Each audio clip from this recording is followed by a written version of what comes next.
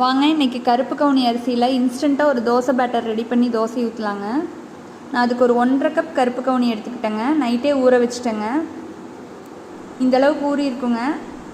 காலையில் மிக்ஸி ஜாரில் சேர்த்துட்டு லைட்டாக கொரகொரப்பாக அரைச்சிட்டு அதுக்கப்புறம் தண்ணி சேர்த்து அரைச்சிக்கோங்க. நான் ஊற வச்சு தண்ணியே சேர்த்துக்கிட்டேங்க. நைஸாக அரைப்பட்டதுக்கப்புறம் ஒரு 1/4 கப் உளுந்தம்பருப்பை ஒரு 1/2 hour ஊற வச்சு சேர்த்துக்கிட்டேங்க.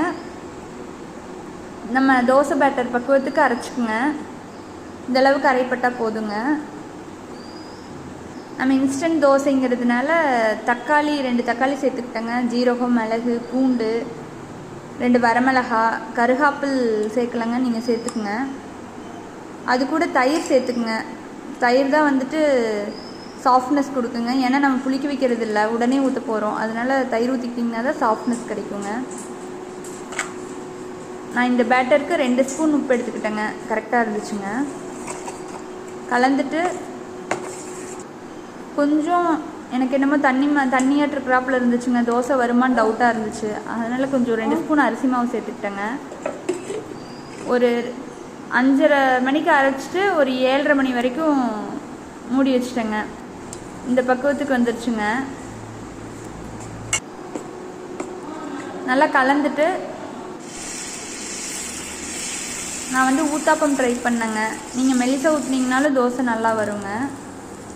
கொஞ்சம் கண்டிப்பாக ஒரு 2 ஸ்பூனாவது அரிசி மாவு சேர்த்துக்குங்க. இல்லாட்டி அரிசி ஊற வைக்கும் போதே ஒரு 1/4 கப்பு இட்லி அரிசி சேர்த்துக்குங்க.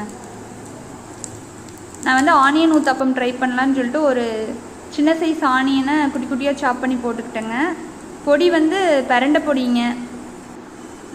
நானே ஹோம்மேடாக ரெடி பண்ணி வச்சுருக்குறேங்க. இதோட வீடியோ வேணும்னாலும் நம்ம லாங் வீடியோவில் போய் பாருங்கள். நம்ம சேனல் பேர் ஹோம்மேட் ஃபில்லிங்ஸுங்க. ஹோம்மேட் ஃபில்லிங்ஸ் சஞ்சு 2017 வருங்க.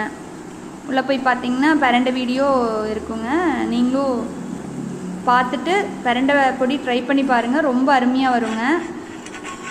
வெங்காயத்தை ப்ரெஸ் பண்ணி விட்டுக்குங்க, இல்லாட்டி திருப்பி போடும்போது உதிர்ந்துருங்க. தோசை சூப்பராக வந்துச்சுங்க, ஒட்டவே இல்லைங்க. நான் வேர்க்கடலை சட்னியோட சாப்பிட்டேங்க. ரொம்ப அருமையாக இருந்துச்சு.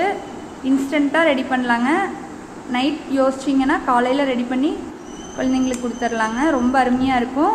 குழந்தைங்க விரும்பி சாப்பிடுவாங்க. ட்ரை பண்ணி பாருங்கள். எங்கள் வீட்டில் குழந்தைங்க நல்லா சாப்பிட்டாங்க.